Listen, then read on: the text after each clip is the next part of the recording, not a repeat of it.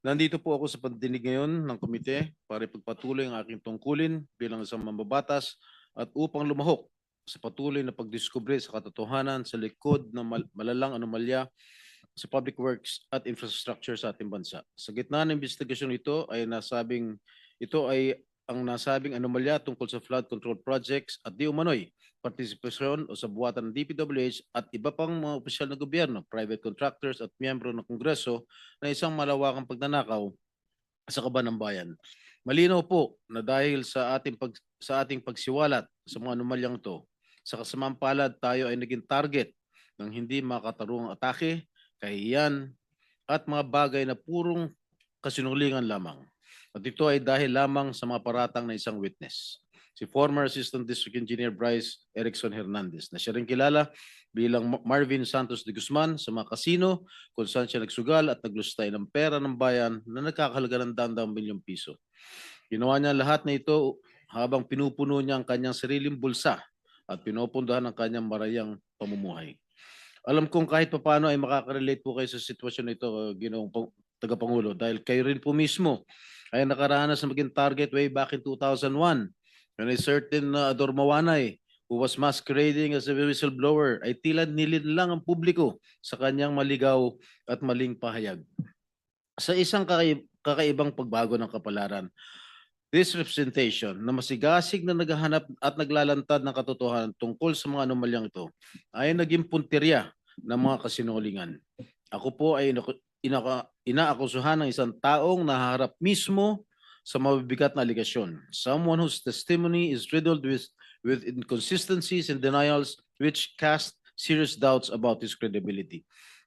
Nandito ako ngayon para harapin ang nag-akusa sa akin at hamunin siya na ulitin at patunayan sa harap nitong Blue Ribbon Committee at sa harapan ko lahat ng kasinungalingan ng binitawan niya under oath sa House Tricom Committee hearing.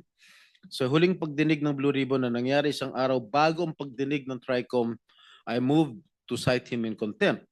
This committee, finding him indeed to be lying under oath, ordered his detention. Nandito rin ako ngayon para ipakita sa lahat ng naniniwala sa kasinungalingan ni Bryce Hernandez na talagang walang katotohanan o basihan ang kanyang di umano'y takot na may balik sa Senado. I have been a member of this institution and I have participated in many controversial investigations for so many years. Gayunpaman, wala makapagsabi na ang Senado o sino man sa mga miyembro nito, past or present, ay pinahintulutan ng sino mang witness under its watch maging threatened, intimidated, influenced o di kaya exposed sa kahit anong pisikal na panganib. I will leave for now to the chairman and other members of this committee the task of probing deeper into the credibility of Bryce Hernandez, if he still has any. His accusations against this representation and Senator Joel Villanueva and other falsehoods he dared to spread under oath into the records of the House of Representatives, yet suspiciously withheld from this committee. I do this to give Bryce Hernandez all the leeway to hang himself with his chain of lies and so as not to burden this committee with my being among his or his handlers' targets. Hindi man natin mapapaamin ang mga taong sadyang sinungaling na kahit harap-harapan mo silang kumprontahin ay magsisinungaling pa rin. Naniniwala ako na mapapalabas din natin ang katotohanan. Ang katotohanan na nagkamal ng pondo mula sa kaban ng bayan ang makatulad ni Bryce Hernandez na walang pakialam sa pagkakalugmok ng ating mga kababayan sa pinsalang dulot ng baha at kalamidad.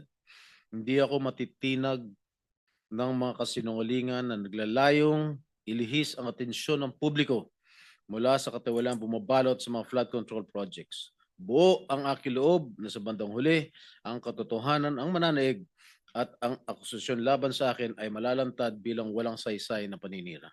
We're all seeking the truth, to exact accountability, and to safeguard the trust given to us by the Filipino people who elected us. They deserve and demand no less.